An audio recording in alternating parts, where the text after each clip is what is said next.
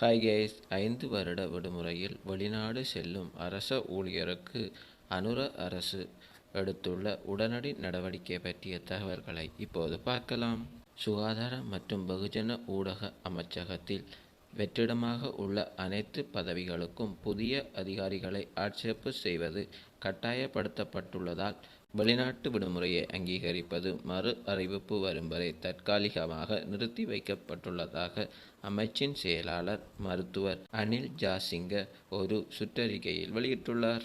சுகாதார மற்றும் வெகுஜன ஊடக அமைச்சகத்தின் ஊழியர்கள் விடுமுறை எடுப்பதன் காரணத்தால் அமைச்சின் அவசியமான கடமைகளை தொடர்வது கடினமாகிவிட்டது என்றும் அவர் இதில் குறிப்பிட்டுள்ளார்.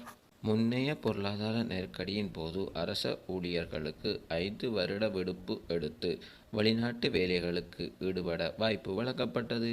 மேலும் இந்த சுற்றறிக்கையின்படி இந்த விடுமுறை ரத்து செய்யப்பட்டுள்ளது.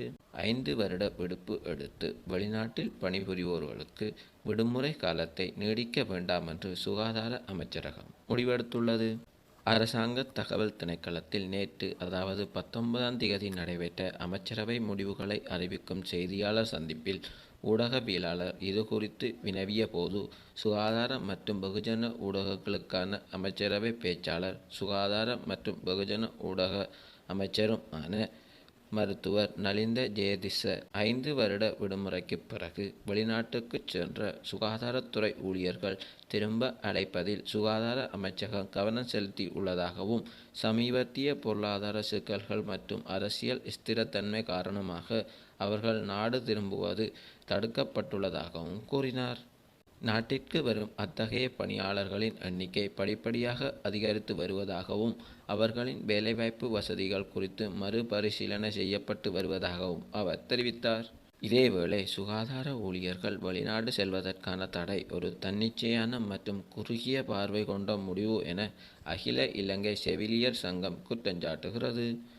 சுகாதார செயலாளரின் தன்னிச்சையான முடிவு நாட்டில் உள்ள முழு மருத்துவமனை அமைப்பையும் தேசிய நோய்த்தடுப்பு திட்டத்தையும் நோயாளி பராமரிப்பு சேவை உட்பட அனைத்து சேவைகளையும் மேலும் சீர்குலைக்கும் என அதன் தலைவர் ரவீந்திர ஹகடபராச்சி கூறினார். 2024ஆம் ஆண்டு 1118 நிபுணர்கள், மருத்துவர்கள் மற்றும் செவிலியர்கள் தங்கள் வேலையை விட்டுவிட்டு வெளிநாடு வேலைக்கு சென்றதாகவும் அவர் தெரிவித்தார். அத்தோடு 2023ஆம் ஆண்டில் 592 தாதிய அதிகாரிகளும் 2024ஆம் ஆண்டில் 592 தாதிய அதிகாரிகளும் தங்கள் வேலையை விட்டு வெளிநாடுகளுக்கு சென்றுள்ளனர் என்றும் கூறினார். மேலும் 2024ஆம் ஆண்டு சம்பளமில்லாத விடுப்பு எடுத்த 487 தாதிய அதிகாரிகளும் 388 மருத்துவர்களும் தகவல் தெரிவிக்காமல் சேவையை விட்டு வெளியேறிய 217 மருத்துவர்களும் தகவல் தெரிவிக்காமல் சேவையை விட்டு வெளியேறிய 26 சிறப்பு மருத்துவர்களும் விடுப்பில் வெளிநாட்டு சென்ற 22 சிறப்பு மருத்துவர்களும் இருந்ததாக அவர் மேலும் தெரிவித்தார் என்பதும் இதில் குறிப்பிடத்தக்கது. இத்துடன் இந்த வீடியோவை முடித்துக் கொள்கிறேன். மேலும் இதுபோன்ற தகவல்களை அறிய நமது சேனலுக்கு சப்ஸ்கிரைப் பண்ணுங்க.